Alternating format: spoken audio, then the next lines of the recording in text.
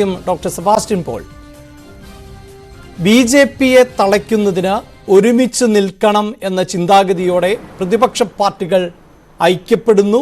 നിരവധിയായ യോഗങ്ങൾ ഉൾപ്പെടെ ചേരുന്നു. ആ ഐക്യപ്പെടലിന്റെ ഘട്ടത്തിൽ തന്നെ ഈ മുന്നണി ഒരു അവിയൽ സഖ്യമാണ്, അതുകൊണ്ട് തന്നെ മുന്നോട്ട് പോകാൻ സാധിക്കില്ല എന്ന് ഒരു വിലയിരുത്തൽ ഉണ്ടായിരുന്നു ഒരു ഭാഗത്ത്. പക്ഷേ മറുഭാഗത്താകട്ടെ ഇത്തവണ കോൺഗ്രസ് ഉൾപ്പെടെയുള്ള പ്രമുഖ രാഷ്ട്രീയ പാർട്ടികളെല്ലാം വിട്ടുവീഴ്ചയ്ക്ക് തയ്യാറാകും. അങ്ങനെ ഈ മുന്നണി മുന്നോട്ട് പോവുക തന്നെ ചെയ്യും. അത് പ്രതിപക്ഷ പാർട്ടികളുടെ നിലനിൽപ്പിൻ്റെ പ്രശ്നമാണ് എന്നും വിലയിരുത്തപ്പെടുന്നു. അതിനിടയിലാണ് ഇന്ത്യ സഖ്യത്തിനുള്ളിൽ നിന്ന് പലതരത്തിലുള്ള അസ്വാരസ്യങ്ങൾ ഉയർന്നു വന്നത്. മമതാ ബാനർജി അടക്കമുള്ളവർ AAP ഉൾപ്പെടെയുള്ള പാർട്ടികളുടെ ചില നിലപാട് ശ്രദ്ധിച്ചിട്ടുണ്ട്. ഒപ്പം ഏറ്റവും ഒടുവിൽ നിതീഷിലേക്ക് അത് എത്തി നിൽക്കുന്നു. ഞാൻ താങ്കളോട് ഈ ചോദ്യം ചോദിക്കുമ്പോൾ പോലും നിതീഷിൻ്റെ ഉള്ളിലിരിപ്പ് എന്ത് എന്നത് സംബന്ധിച്ച് വ്യക്തതയില്ല. താങ്കൾക്ക് നിരീക്ഷിക്കാൻ സാധിക്കുന്നത് എന്താണ്? ഇപ്പോൾ ഇന്ത്യ സഖ്യത്തിൽ എന്താണ് സംഭവിക്കുന്നത്? നിതീഷ് കുമാറിൻ്റെ നീക്കം എന്തായിരിക്കാം?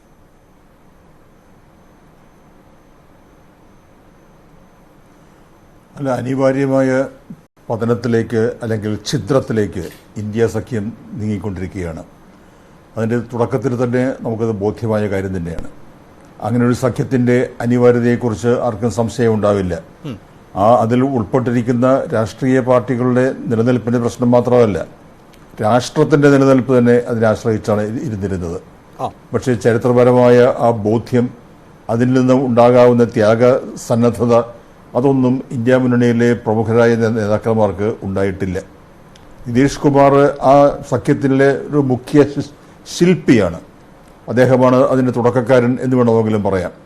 പക്ഷേ അതിൻ്റെ ഉത്തരവാദിത്തങ്ങൾ ഏറ്റെടുക്കാൻ തയ്യാറാകാതെ അങ്ങോട്ടും ഇങ്ങോട്ടും ചാഞ്ചല്യം പ്രകടിപ്പിക്കുക, ഒടുവിൽ ഇത് ഇപ്പോൾ ഏതായാലും അദ്ദേഹം ഇന്ത്യ സഖ്യത്തിൽ ഇല്ല എന്ന് ഉറപ്പായിട്ടുണ്ട്.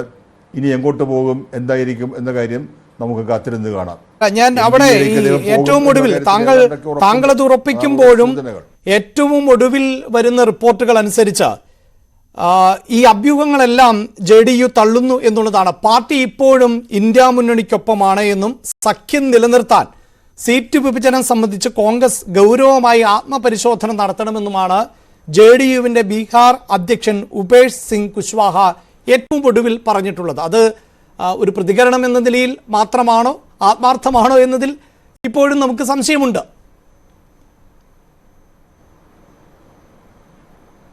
അല്ല, നമുക്ക് ഇതുവരെ കേൾക്കുന്ന കാര്യങ്ങൾ വെച്ച് അതിൽ വിശ്വസിക്കാൻ പ്രയാസമുണ്ട്.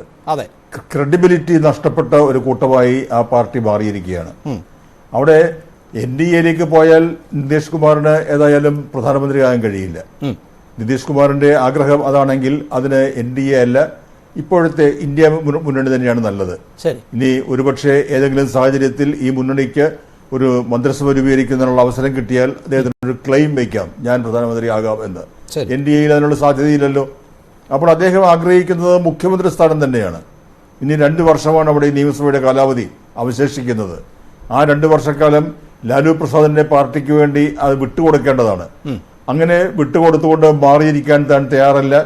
ഇപ്പോൾ BJPയുമായി ചേർന്ന് നിന്നുകൊണ്ട് ഒരു തെരഞ്ഞെടുപ്പ് നടത്തിയാൽ അടുത്ത 5 വർഷം കൂടി തനിക്ക് മുഖ്യമന്ത്രിയായി തുടരാം, അങ്ങനെയൊക്കെയുള്ള കണക്കുകൂട്ടലുകളായിരിക്കാം അദ്ദേഹത്തിൻ്റെത് എന്ന് നമ്മുടേതായ ഒരു സാമാന്യ ബുദ്ധി അനുസരിച്ച് ആലോചിക്കുമ്പോൾ തോന്നിപ്പോകുന്നുണ്ട്. അവിടെ സാർ ഒരു സംശയം കൂടി ഉണ്ടാകുന്നത്, ഈ ഇന്ത്യ മുന്നണിയുമായി ബന്ധപ്പെട്ട് ചർച്ചകൾ നടന്നപ്പോൾ ഒരു പക്ഷേ ഒരു അധികാരത്തിലേക്ക് എത്തുന്ന മെജോറിറ്റിയിൽ വന്നാൽ അവിടെ നിതീഷ് കുമാറിന്റെ പേര് തന്നെയാണ് ഇതിനു മുമ്പും ഒരു പക്ഷേ താങ്കളെപ്പോലെ അനുഭവ സമ്പത്തുള്ള മാധ്യമപ്രവർത്തകർക്കും നിരീക്ഷകർക്കും ഒക്കെ അറിയാമല്ലോ, എത്രയോ തവണ ഇന്ത്യയുടെ പ്രധാനമന്ത്രി എന്ന തരത്തിലേക്കൊക്കെ ഈ പേര് ഉയർന്നു കേട്ടിട്ടുണ്ട്. പക്ഷേ അതിനിടയിലാണല്ലോ ഈ മല്ലികാർജുൻ ഖാർഗെയുടെ പേര് ഉയർന്നു വരുന്നത്. വൈക്കോയെ പോലെയുള്ള നേതാക്കൾ അത് സ്ഥിരീകരിക്കുകയും ചെയ്തതാണ് ഇന്ത്യ മുന്നണിയുടെ യോഗത്തിന്റെ ഭാഗമായി തന്നെ. ആ ഒരു നീക്കം കൂടിയാണോ, അതായത് മമതാ ബാനർജി ആയിരിക്കണമല്ലോ അതിന് പിന്നിൽ, ആ ഒരു നീക്കം കൂടിയാണോ ഈ വളരെ പെട്ടെന്ന് നിതീഷിനെ ചൊടിപ്പിച്ചത് എന്നാണോ മനസ്സിലാക്കേണ്ടത്?